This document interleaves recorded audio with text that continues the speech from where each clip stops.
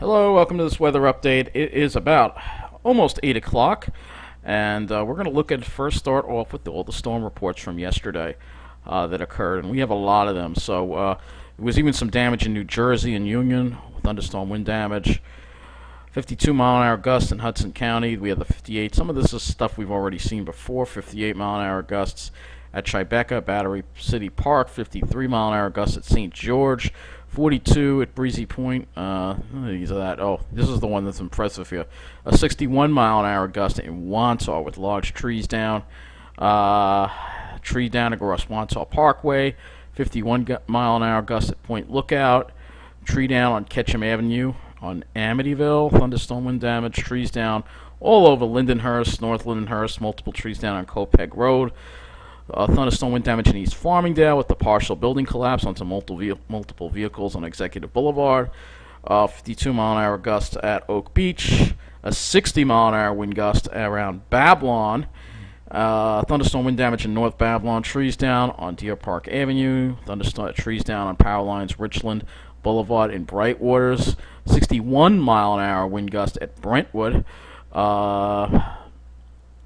Numerous trees and wires down around town in Bayshore. Tree down on Grand Boulevard in Islip. And I can't read all of these because there's so many of them. Large tree snapped in half at the intersection of Depot Street and Railroad Avenue in Sayville. 60 mile an hour wind gust in Sayville. Thunderstorm wind damage in Bohemia. Multiple trees down on Walnut Avenue. Thunderstorm wind damage on Ronkonkoma. Multiple trees and wires down on Ronkonkoma. 3-inch tree limbs down and power poles snapped in Lake Ronkonkoma. We have thunderstorm wind damage in Yaphank. Trees and wires down on Raymond Street. Tree down Yaphank Middle Island Road near Main Street and on East Main Street near River Road.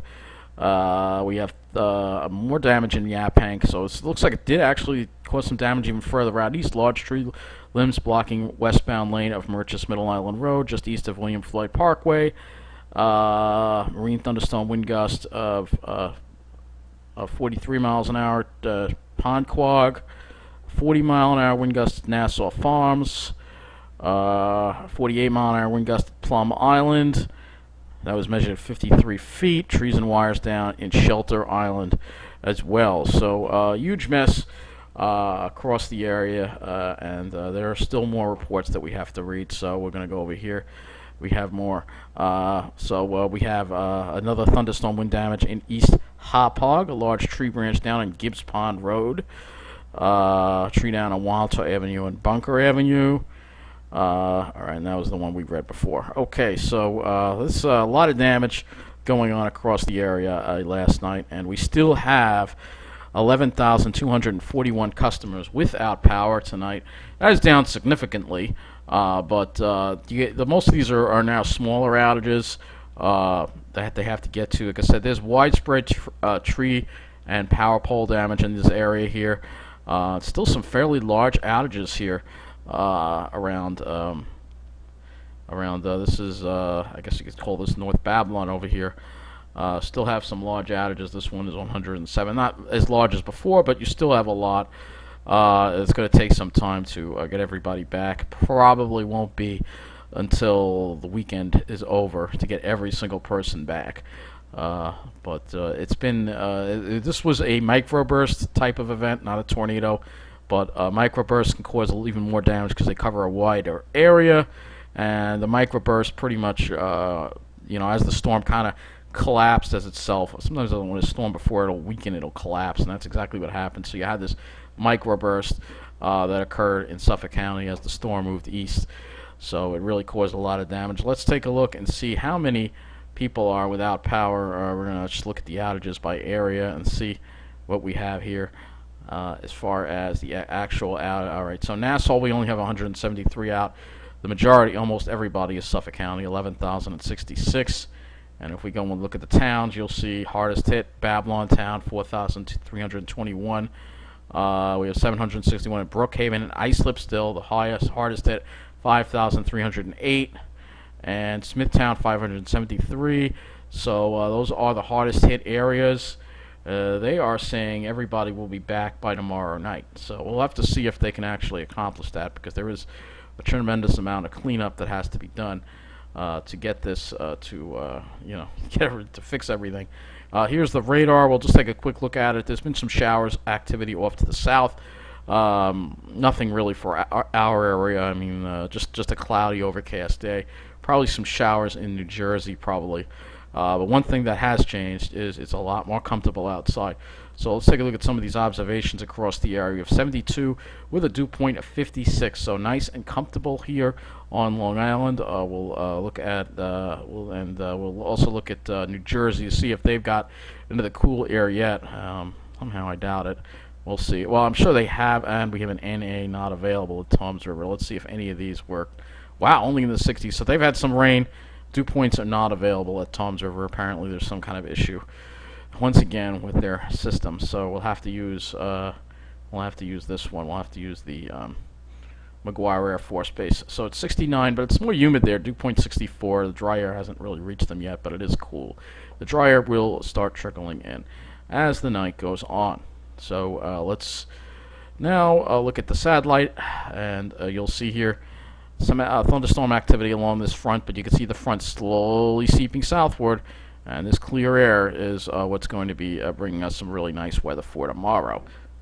So of course we're not done covering the storm yet. We'll show you some pictures here from the patch Storm Walbs Babylon. So this damage here: tree branches down on cars, in driveways, completely dark road here you see, and trees blocking the road that have fallen onto it. Another tree right here that has fallen onto a car.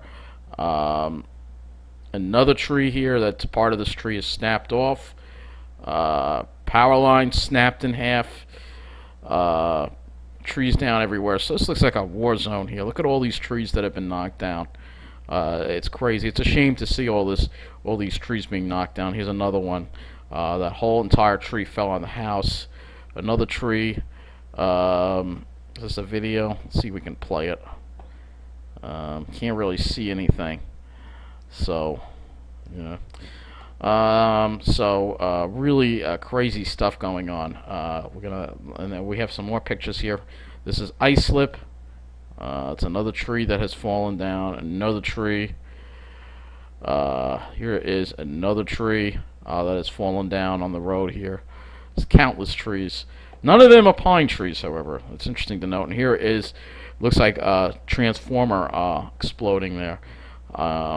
So none of these are pine trees, though. The pitch pines are strong trees, and that's why people should be planting them, because they're strong and they can tolerate these kind of storms. It's all these other trees that come down. So here we go. A house was struck by lightning in Seaford. So we have a house struck by lightning in Seaford as well. Pretty crazy stuff. And News 12 did actually have some coverage, so I'll put links in the description below, of all the stories about this storm and the craziness it has brought. But it has finally gone, and now we have some nice weather. Oh, that's right. We have to talk about some activity in the tropics, too. So there's going to be a lot to talk about in this weather update.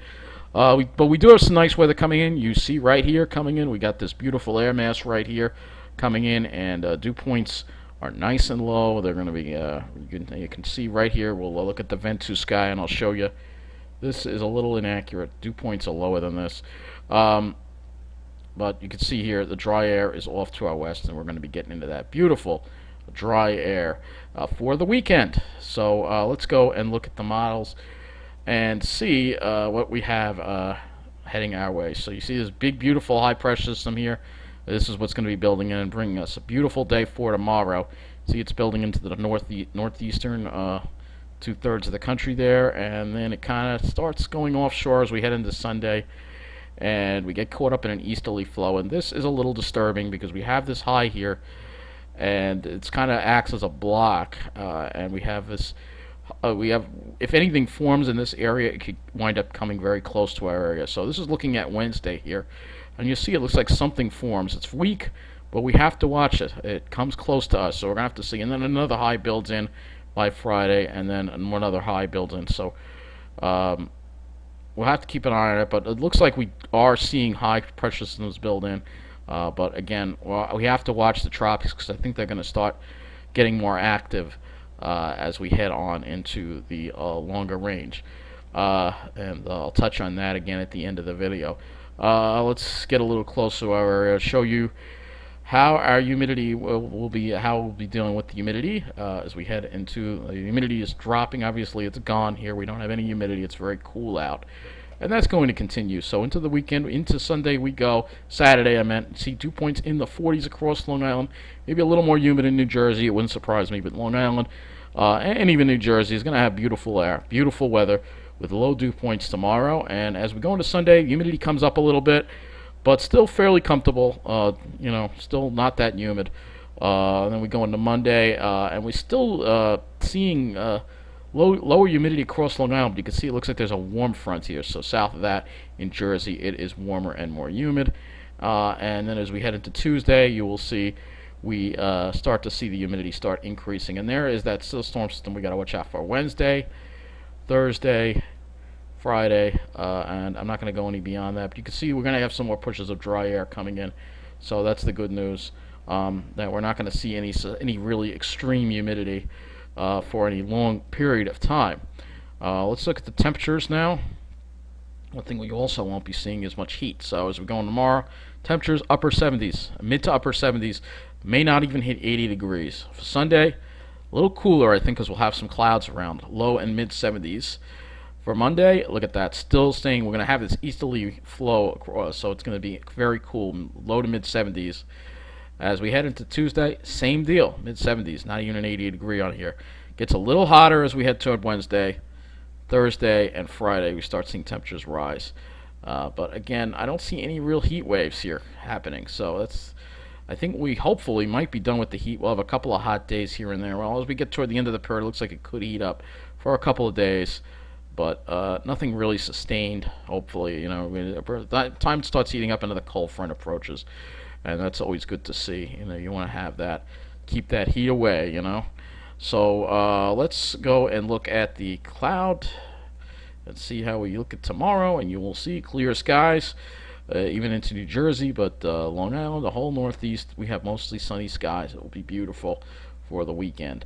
And you see that front just push out of the way. As we head into Sunday, however, you can see some more clouds starting to pop up.